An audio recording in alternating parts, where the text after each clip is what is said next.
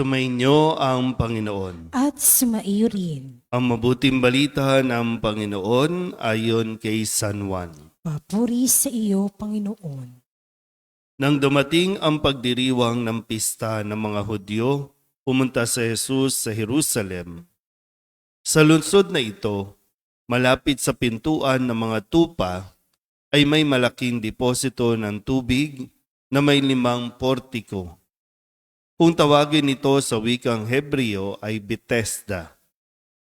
Natitipon dito ang maraming may sakit, mga bulag, mga pilay, at mga paralitiko.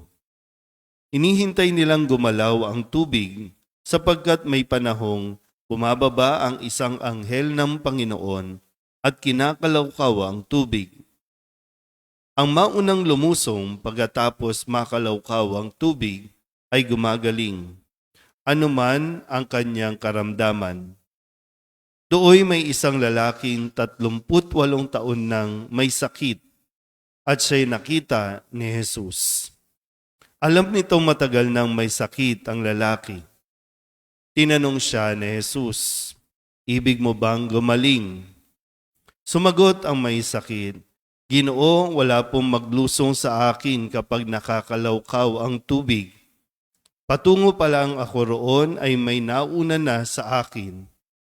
Sinabi sa kanya ni Jesus, "Tumindig ka, dalhin mo ang iyong higaan at lumakad ka." At pagdakay gumaling ang lalaki. Dinala ang kanyang higaan at lumakad. Nooy araw ng pamamahinga, kaya't sinabi ng mga Hudyo sa lalaking pinagaling, "Araw ng pamamahinga ngayon, labag sa kautusan na dalhin mo ang iyong higaan."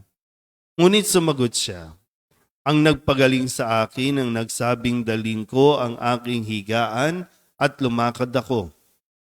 At siya'y tinanong nila, "Sino ang nagsabi sa iyo na dalhin mo ang iyong higaan at lumakad ka?" Ngunit hindi nakilala ng lalaki kung sino ang nagpagaling sa kanya, sapagkat nawala na si Jesus sa karamihan ng tao. Pagkatapos nakita ni Jesus sa loob ng templo ang lalaki at sinabihan, "Magaling ka na ngayon, huwag ka nang magkakasala at baka may mangyari sa iyo na lalo pang masama."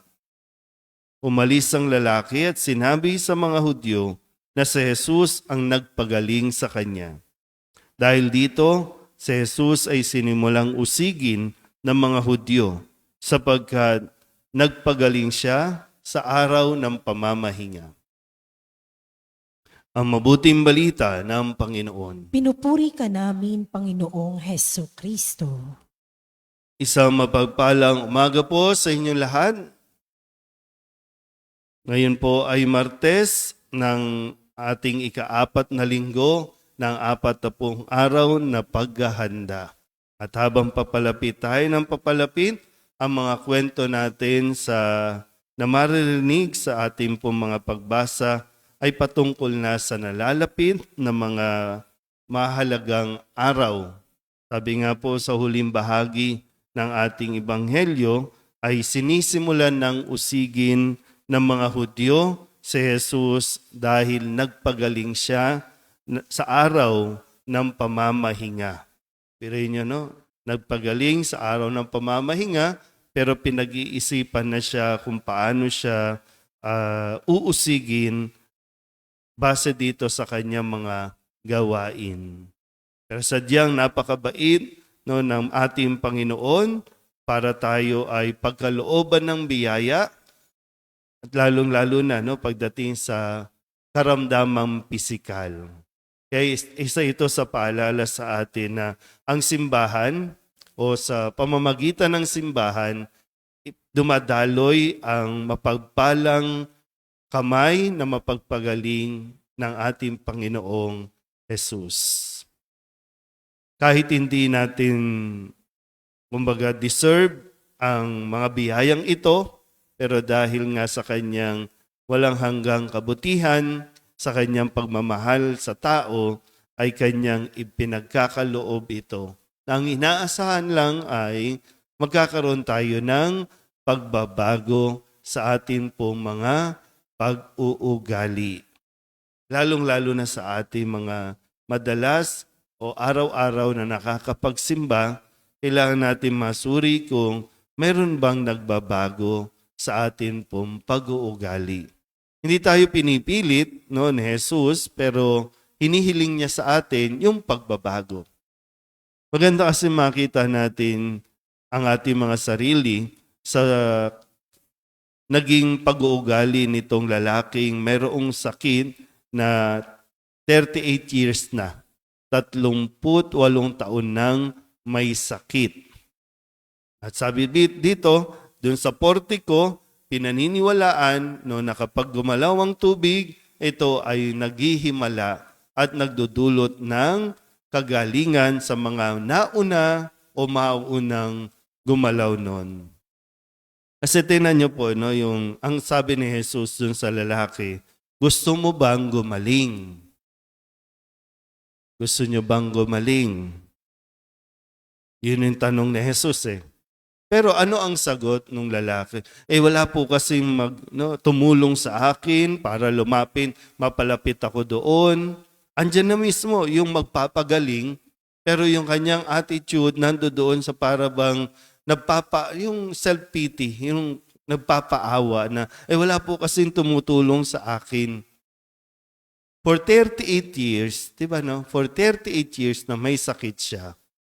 Kung alam mo namang taon-taon ay gagalawin yung tubig na magkakaroon ng himala, nandoon ka lang, yung nakukuha niyo ba? Mahirap kasi yung pangungunahan lang natin lagi ng paawa, effect. Yung pa-self-pity. Wala po kasing gustong tumulong sa akin. Para gusto mo ba umayos ang buhay mo? Wala po kasing gustong tumulong sa akin. Anong sabi lang ni Jesus? Tumindig ka, dalhin mo ang iyong higaan, lumakad ka. Kasi sabi, kung walang gustong tumulong sa iyo, andyan ang Diyos, di ba? Tulungan mo sarili mo, tumayo ka, kumilos ka, lumakad ka. Kasi yung magmumukmuk ka, kawawa naman po ako, wala namang nagmamalasakit sa akin. Halos lahat gustong gumaling. Diba? Lang, yun nga yung kadalasan. Kapag may sakit tayo, kapag may sitwasyon tayo, nakakaawa itsura natin na para bang aping-api tayo, walang tumutulong, walang nagmamahal, kawawa naman ako. Matanda na ako, kawawa naman ako, iniwan ako.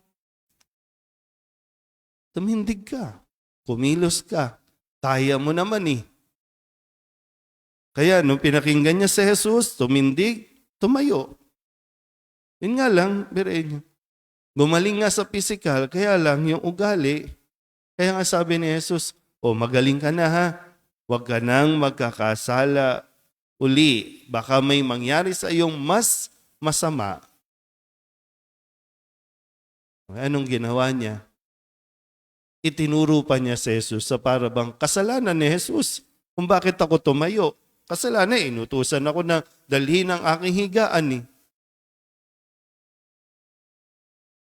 minsan parabang, deserve ba talaga natin ng tulungan? Kasi nandyan yung mga pagkakataon, yung opportunity. Sa mga kabataan, kapag nandyan na yung opportunity, pinag-aaral na, pero tamad-tamara naman.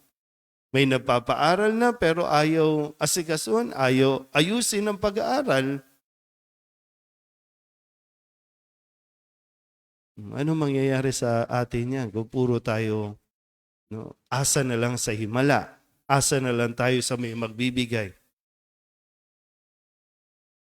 Kaya yung problema natin talaga kadalasan, kung bakit tayo, bakit tayo mahirap sa ugali natin.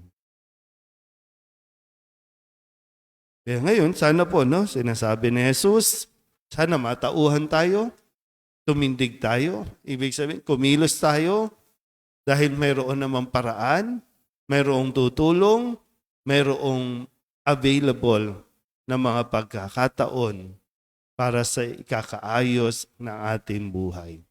Pakinggan natin mabuti ang sinasabi ni Jesus sa atin. At nawa, ito ay magdala sa atin sa isang tunay na pagbabago. Amen?